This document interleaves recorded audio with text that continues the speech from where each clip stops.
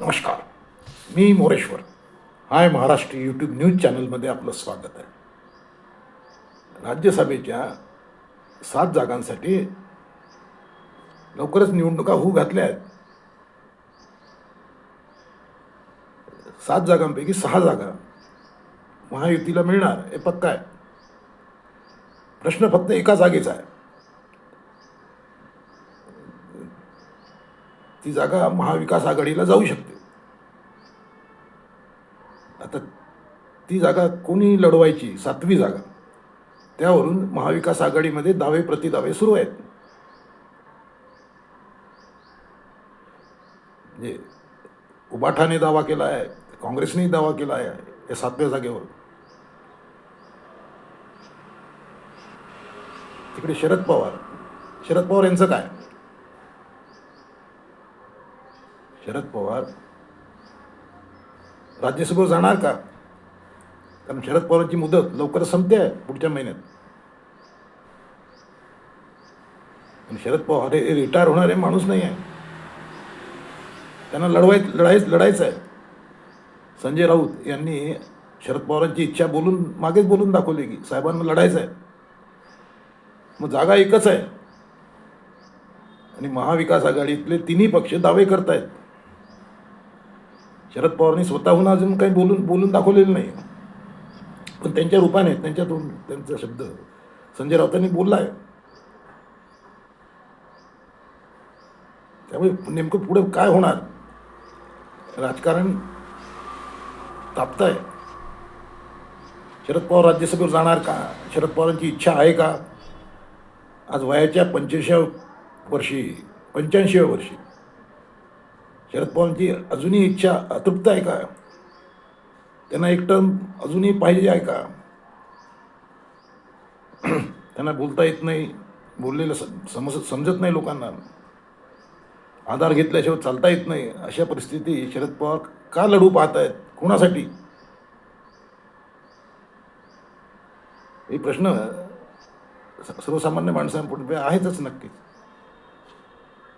ती एकच जागा आहे आणि ती महाविकास आघाडीला कोणाला मिळणार हा सध्या चर्चेचा विषय आहे. उबाठाने दावा केला आहे. उबाटाचं म्हणणं असं आहे की आम्ही राज्यसभा घेतो, तुम्ही विधान परिषद घ्या. विधान परिषद निवडणुका नंतर आहेत लगेच. राज्यसभेच्या या जागासाठी जो कोटा आहे त्या कोट्यातून महाविकास आघाडीचा उमेदवार आरामात निवडून येऊ शकतो.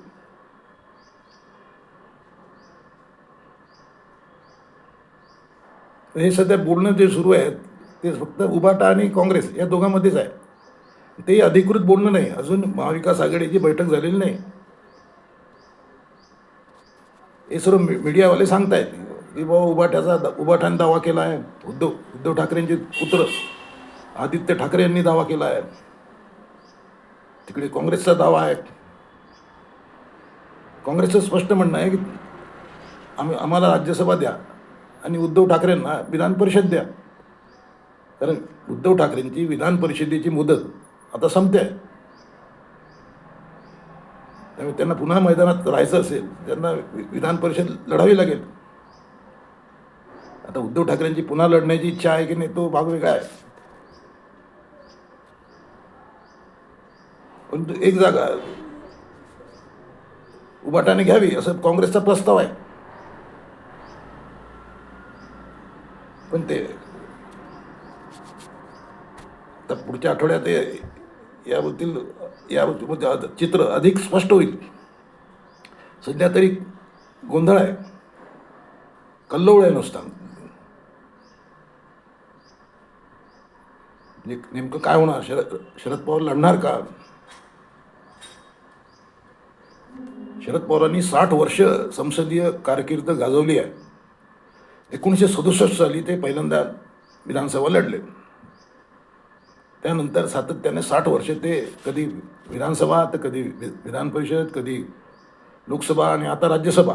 गेली 2 राज्यसभा शरद पवार राज्यसभेत आहेत गेल्या 2 निवडणुकीत. आता ही त्यांची 3री निवडणूक असेल. जर महाविकास आघाडीने त्यांना लढवलं तर.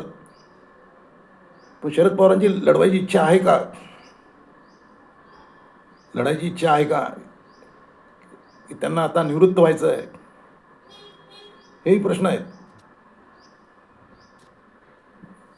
अजितदादांच्या मृत्यूनंतर राजकारण फारसं बरंचसं बदललेलं आहे.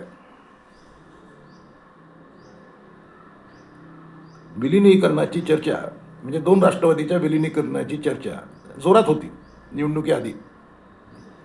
अलीकडे ज्या निवडणुका झाल्या त्याच्या आधी पुण्यामध्ये दोन्ही राष्ट्रवादी एकत्र लढले. त्यामुळे आता अजितदादांच्या मृत्यूनंतर विलिनीकरणाची जी चर्चा समोर आली त्यामुळे शरद पवारांच्या विश्वासार्हतेवर नव्याने प्रश्नचिन्ह उभं केलं गेलं आहे. काँग्रेसचं म्हणणं आहे की तुम्ही जाहीरपणे सांगा, आम्हाला लिहून द्या की उद्या दोन राष्ट्रवादीचं विलिनीकरण झालं तर तुम्ही तिकडे जाणार नाही, म्हणजे NDA सोबत जाणार नाही, भाजपसोबत जाणार नाही, हे लिहून द्या, असं काँग्रेसचा म्हणणं आहे. तुम्ही सांगा आधी. पण शरद पवार काही अजून बोललेले नाही. त्यांनी स्वतःला हॉस्पिटलमध्ये कोंडून घेतलं आहे काय असं दिसतंय. सध्या शरद पवार हॉस्पिटलमध्ये उपचार घेत आहेत. जे तब्येत गडबड आहे त्यामुळे ते हॉस्पिटलमध्ये पुण्यात उपचार घेत आहेत. त्यामुळे काँग्रेसचं म्हणणं आहे की आधी सांगा तुम्ही भाजपसोबत जाणार नाही, आत्ताच जाहीर करा, लिहून द्या. तिकडे उबाठा म्हणजे उद्धव ठाकरे यांच्या गटाचं म्हणणं आहे की या दोन्ही जागा ज्या आहेत त्याच्यावर आमचा दावा आहे, दोन्ही जागा आमच्या आहेत, तरी आम्ही विधान परिषद उबाठाला देऊ शकतो. अर्थात हे शेवटी म्हणजे 5 मार्च ही उमेदवारी अर्ज दाखल करायची राज्यसभेसाठी अखेरची मुदत आहे. तोपर्यंत पिक्चर क्लिअर होईल. पण शरद पवारांची अंतिम इच्छा काय आहे? शरद पवारांचा जीव कशात अडकला आहे? म्हणजे राज्यसभेची उमेदवारी अजून क्लिअर का होत नाही आहे? तर प्रश्न पवार घराण्याच्या वारशाचा आहे. पवार घराण्याचा वारसा शरद पवारांनंतर कोण चालवणार, हा प्रश्न शरद पवारांना छळतोय. आपल्यानंतर आपल्या मुलीने म्हणजे सुप्रिया सुळे खासदार हिने पक्ष चालवावा, वारसा चालवावा अशी शरद पवारांची इच्छा आहे. त्यांनी तशी फिल्डिंगही लावली होती. पण आता सध्या सर्व राजकारणच उद्ध्वस्त झालं आहे, बदललं आहे एकदम. त्यामुळे शरद पवार कन्फ्यूज असतील. शरद पवारांनी अनेकांना आमदार बनवलं, अनेकांना खासदार बनवलं, पण आपल्या मुलीला ते सेटल करू शकले नाहीत. ही कदाचित खंत त्यांना जाणवत असावी. सुप्रियाला त्यांना केंद्रात मंत्री करायचं आहे, पण त्यासाठी भाजपची मदत घ्यावी लागेल, भाजपच्या सोबत जावं लागेल. ते सांगायला शरद पवार अद्याप मानसिकदृष्ट्या तयार झाले दिसत नाही आहेत.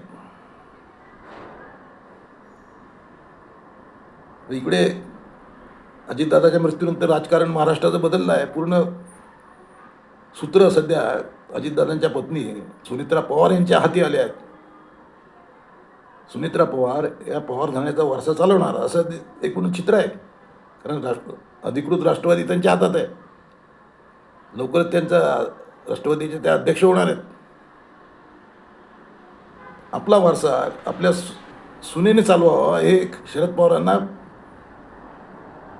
म्हणजे टोचत आहे का, बोचत आहे का? आपल्या मुलीला आपण पुढे आणू शकलो नाही, वाढवू शकलो नाही, हे शरद पवारांना अस्वस्थ करून सोडताय का? ब्लड ग्रुप की वारसा, म्हणजे हा प्रश्न आहे सध्या. म्हणजे आता ठाकरे वारसा जसा असतो, ठाकरे ब्रँड, तसा पवार ब्रँड. तर पवारांचा वारसा, पवार ब्रँड विरुद्ध पवार ब्लड ग्रुप, हे अशी टक्कर आहे. सुनित्रा पवारांना ते आपले किती समजतात त्यातला वेगळा भाग आहे. मागे त्या शरद पवारच म्हणाले होते की त्या बाहेरून आलेल्या पवार आहेत. आता त्यांचं मत बदललं आहे काय ते पाहावं लागेल. परंतु आपला वारसा कोणाकडे जावा हा विचार शरद पवारांना अस्वस्थ करतोय असं दिसत आहे. आणि त्यातूनच त्यांना काही ठरवता येत नाही का लढायचं नाही लढायचं. राज्यसभा लढायचं नाही असं त्यांनी बाहेर बाजूला व्हायचं ठरवलं तर पक्ष कोणाच्या हातात जाईल? सुनेच्या हातात जाईल. मग मुलीचं काय? लाडक्या कन्येचं काय? हा शरद पवारांपुढे मोठा प्रश्न आहे. त्याचं उत्तर ते कशा प्रकारे सोडवतात, त्यांच्या मनात काय, ते लवकरच बाहेर येईल. तुम्हाला काय वाटते? शरद पवार राज्यसभेची निवडणूक लढवतील? कशी लढवतील? कॉमेंट करा. नमस्कार.